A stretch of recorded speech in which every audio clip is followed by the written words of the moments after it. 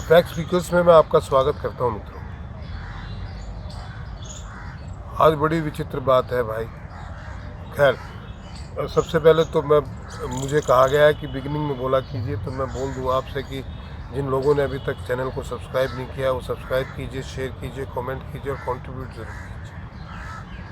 और अपना 1 मिनट का वीडियो बना के मुझे भेजिए व्हाट्सएप पे, इस चैनल के बारे में, अपने बारे में, इस पे उठाए गए विषयों के बारे में, मेरे बारे में, देश के बारे में और क्या बुलवाना चाहते हैं।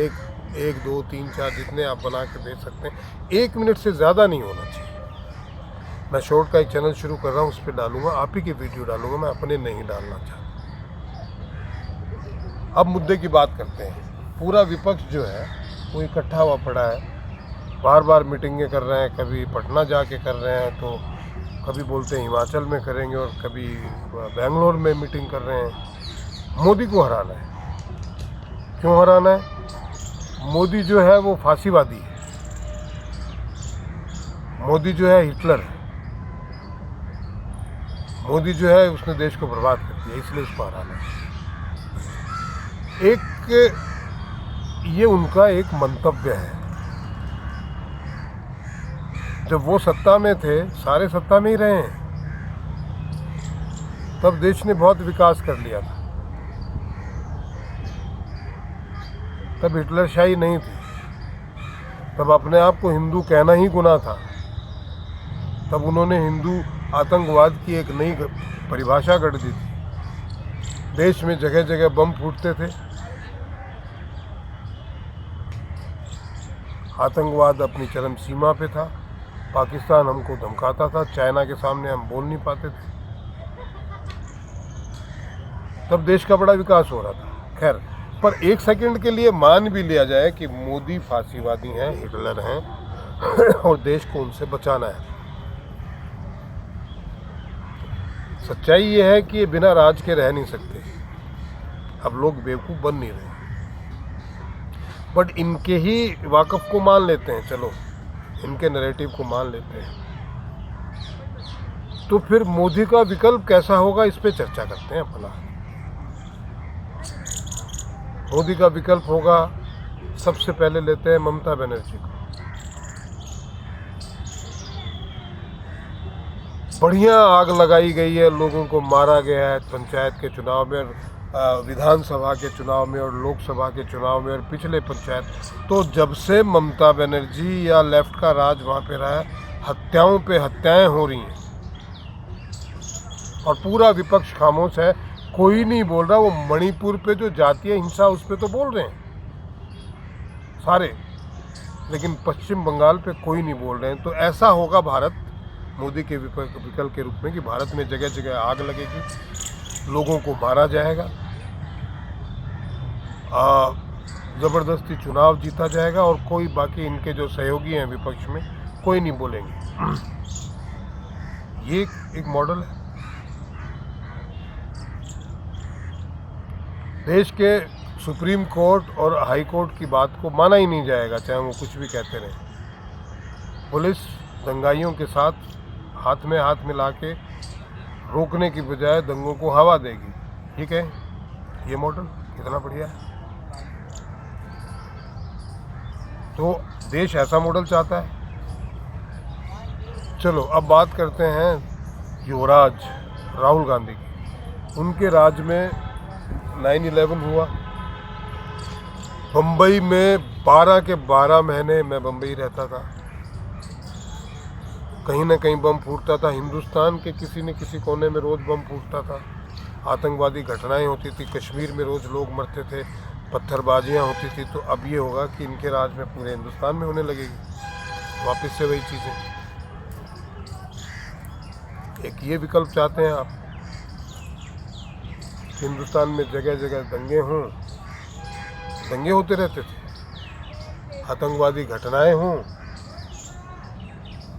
बहुत सारा कुछ हो, अराजकता हो और कोई पूछे ना, क्योंकि तब भी कोई नहीं पूछता था इनसे बीजेपी के अलावा। तो बीजेपी का राज तो निकाल ही देते हैं ना, मोदी को निकाल देते हैं। ऐसा राज चाहिए। तीसरे प्लेयर हैं जो अखिलेश यादव है।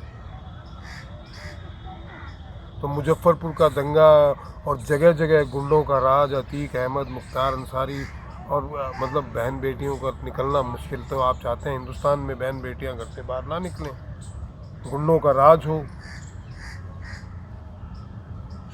जगह जगह जो है वक्फ बोर्ड अपनी प्रॉपर्टियां उठा ले। हीरा कांग्रेस के राज में हुआ था, आपकी प्रॉपर्टी पे कब्जा कर ले और गुंडे आपको मारें, आपसे हफ्ता वसूली करें, कोई बोलने वाला ना हो। ये चाहते हैं आप। शरद पवार एक ये भी प्लेयर है। भ्रष्टाचार की पराकाष्ठा है, मतलब ब्रह्मांड में अब तक के जितने, जब से ब्रह्मांड बना है तब से लेके अब तक ब्रह्मांड के सबसे भ्रष्ट व्यक्ति हैं। मुंबई से लेके पुणे जाएंगे आप, रास्ते में जितनी ज़मीनें खाली हैं वो सारी शरद पवार की है, बेनामी प्रॉपर्टी। तो आप ये चाहते हैं कि हिंदुस्तान में आपकी प्रॉपर्टी, आपके पूर्वजों की प्रॉपर्टी, सबकी, और पूरा हिंदुस्तान में भ्रष्टाचार का राज हो। ये विकल्प है। साउथ में स्टालिन को ले लीजिए, कितने सारे घोटाले हैं, कितना भ्रष्टाचार है, आप रोज़ पढ़ते ही होंगे। वैसा चाहते हैं। दिल्ली में केजरीवाल को ले लीजिए, एक विकल्प वो भी हैं। तो शीश महल से लेके, बस घोटाले से लेके, शिक्षा घोटाले से लेके, ये सारी चीज़ें चाहते हैं। बंगाल में शिक्षा घोटाला हुआ, करोड़ों करोड़ रुपए मिले, वैसा चाहते हैं। मतलब विकल्प है क्या भाई? क्या हिंदुस्तान को ऐसा बनाना चाहते हैं? ऐसा तो पहले भी था, फिर लाए क्यों आप मोदी को? और मोदी राज में क्या हुआ वो भी आपको मालूम है।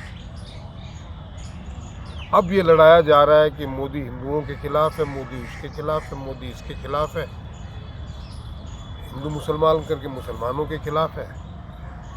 इतनी सारी सुविधाएं दे दी।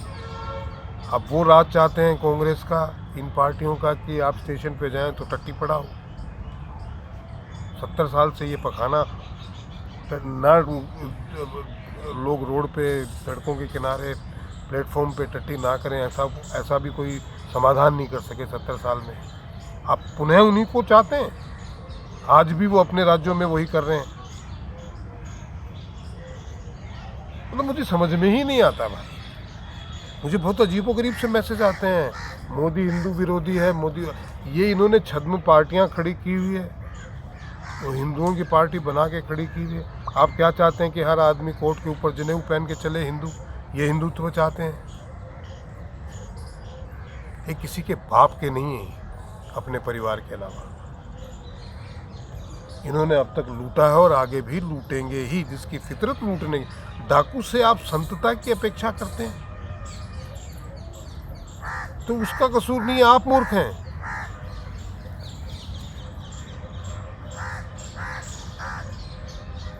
बैठ के करते हैं, यही करते हैं कि भैया तुम भी खाओ, हमें भी खाने दो, देश गया भाड़ में। मेरा आपसे हाथ जोड़ के निवेदन है, मेरे इन बातों पे आप गौर से सोचिए और कमेंट कीजिए, शेयर कीजिए और कंट्रीब्यूट ज़रूर कीजिए भैया। और अपना वीडियो बना के 1 मिनट का मुझे भेजिए। महादेव।